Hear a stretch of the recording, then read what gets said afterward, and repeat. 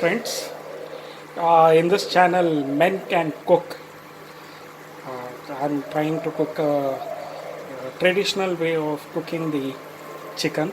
So I've taken 1 kg of chicken, and what I've done is presently I had marinated the chicken in turmeric as well as the lemon juice, and I left it for 15 to 20 minutes.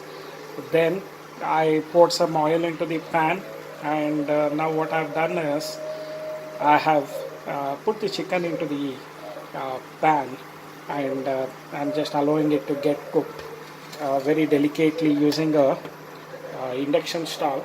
At the same time, I have prepared some masalas for the utilization of the ingredients. What I've done is I got this pepper from one of my friends in Kur, freshly obtained pepper. I've ground it into a powder and I'm having it separately. I'm not going to use this chili powder or the chilies in my present dish. Then this is the clove mixture with that of onion. I had used one onion, a large onion, and I have ground them into a paste. And I've also, in this particular part of it, I am having the tomato plus ginger garlic paste.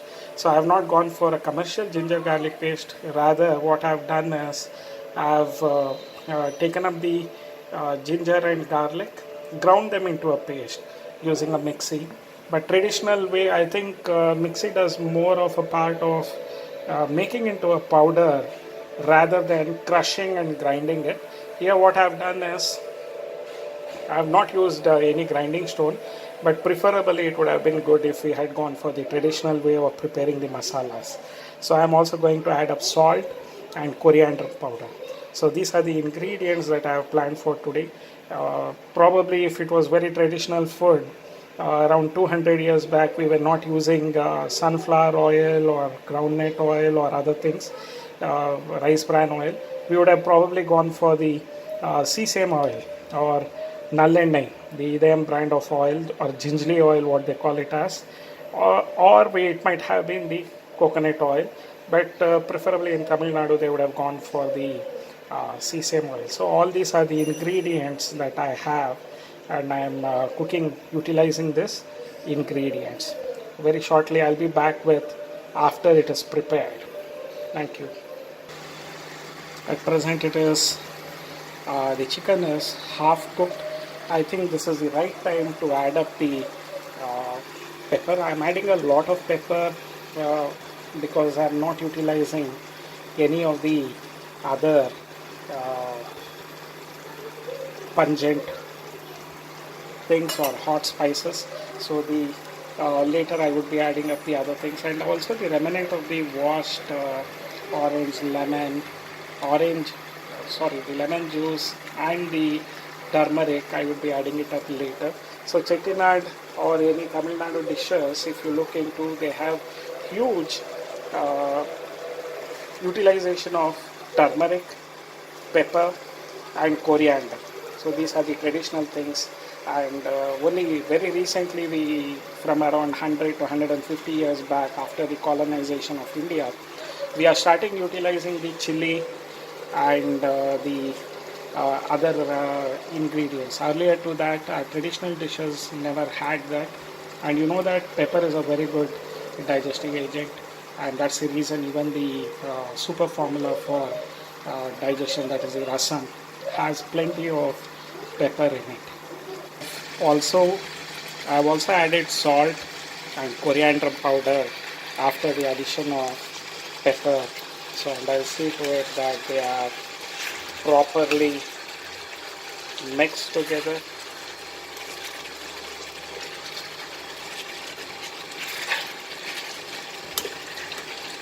What I am trying to do here is I'm not preparing a gravy, chicken gravy or chicken masala. I am trying to prepare a chicken fry with semi-solid paste. That would be a good combination for the rice. So already they are finely cooked. Only thing is this water part has to be evaporated. So we have to wait for it, and it should be under lower temperatures. You have to evaporate it. But before that, let us also add up other ingredients, like I had this paste of tomatoes, the clove, and even star anise I have added up, and I have made it as a paste. And ginger garlic was also added up here. Some of them prefer to add at the beginning the ginger garlic with this paste, but it sticks on to the tawa. So I'm also adding the onion paste. So the onion paste has also been added. So I have to now mix it, stir it well, and allow it to settle down and the flavors to be released slowly, and allow the stock to get evaporated. Also, my intention is to see to it that plenty of fat that is present in the skin also gets released into the gravy, and that adds to the flavor of it. Generally, most of you prefer skin out chicken, but I got this with skin chicken, and when I am having it, I don't have the skin part of it. But the flavors of the skin would be released into the chicken broth or gravy that we are making it, and that would be quite excellent. I've added the stocks that were all remnant, and now this excellent color that you can see. These are all natural colors. None of the colors have been added up. So as much as possible, the cooking has been seen to it that there are no artificial flavors or preservatives added up. So we have taken care, even from the ginger garlic paste, to see to it that natural ingredients are utilized. The next part, what I would like to show it to you, is some of the remnants of it were in the mixing. So the best way to wash it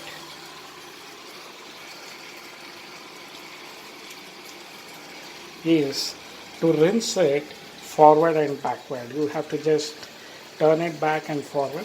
It also helps you to get the remnant stock in the jar, and you can pour it into the gravy, and also it becomes easier for you to later clean the dishes. One of the toughest tasks, cooking is quite easy, but the washing dishes is the toughest part of it.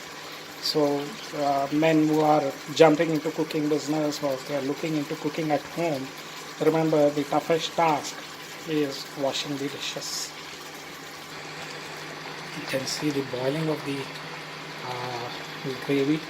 So one of the best way to see to it that all the ingredients are properly cooked is to allow it to have a slow cook. So I'm just reducing the temperature to around 400, so that the slow cooking could happen, and I'll be covering it with lid.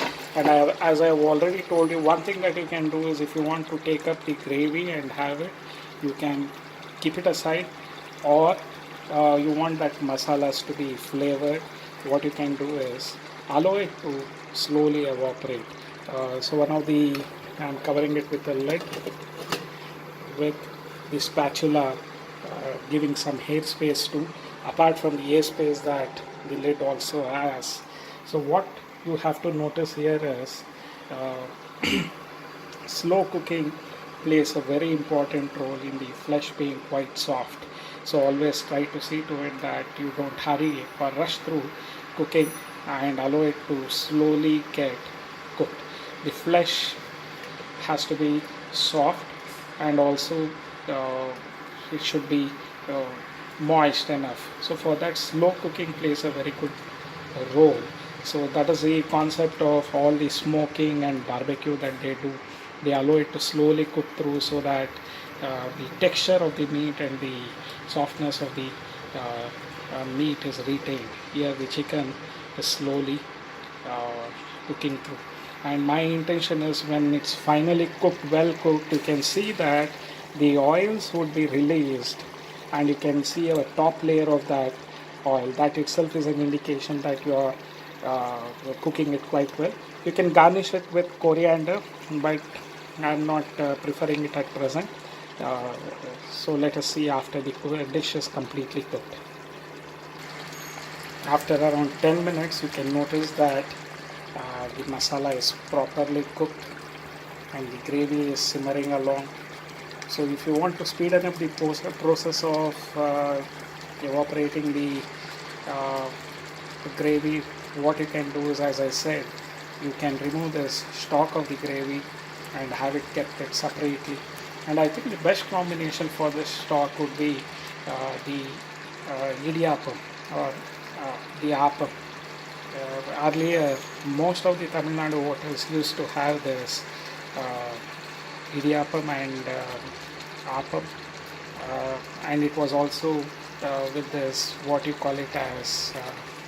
They had a very good name for that, the sherva part of it. So I'll get back with that name later. Friends, I've taken out the excess stock or gravy and I'm having it here. It would be a very good combination with rice, idli or dosa, but my favorite would be the our Indianized version of rice noodles, that is nothing but the appam or idiyappam. I was not able to get the word earlier for this gravy. Earlier in Tamil Nadu hotels, they used to call it as kurma, and the combination of this noodles or idiyappam, what they call it as, because it involved physically grinding the rice flour and then preparing the idiyappam, squeezing it through a mechanism to see to it that they come into very small noodle-like structures, and usually it is done with what the coconut milk and as a side dish, but this is also an excellent combination to have with the idiyappam, and it gives you the noodle-like flavor of it, the Indianized version of rice noodles that you have. So after removing the stock, it is slowly evaporating, and I've increased the temperature to more than 1000 degrees centigrade so that I could have it speeded up. The meat is properly cooked. Only effort of mine at present is to see to it that the remaining stock evaporates and they form a semi-solid paste around the meat.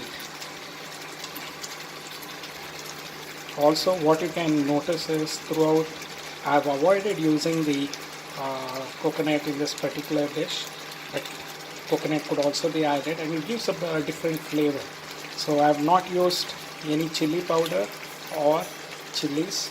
So I am trying to prepare a dish with the pungency of pepper and that of clove and the cardamom. Clove, cardamom, they also release some amount of pungency. So those are the flavors that it could be. You have more amount of clove, you get a different type of pungency. That itself gives you a different variety of chicken in flavor and as well as in aroma. I can smell the various aromas being released. One more thing that all of us should have in mind whenever we are cooking is to see to it that we stick on to in the Indian civilization medical systems like Siddha system as well as the Ayurveda system, where they say food should be medicine and medicine should be food.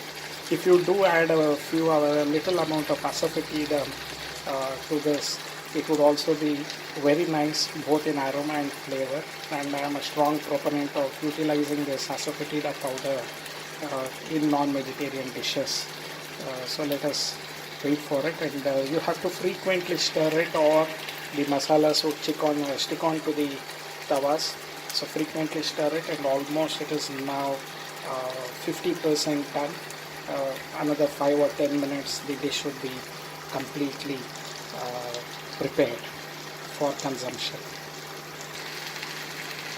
So the chicken is being deep stirred, and you can notice the color, the natural colors it has come to. Again, I have reduced the temperatures to around 400 degrees centigrade.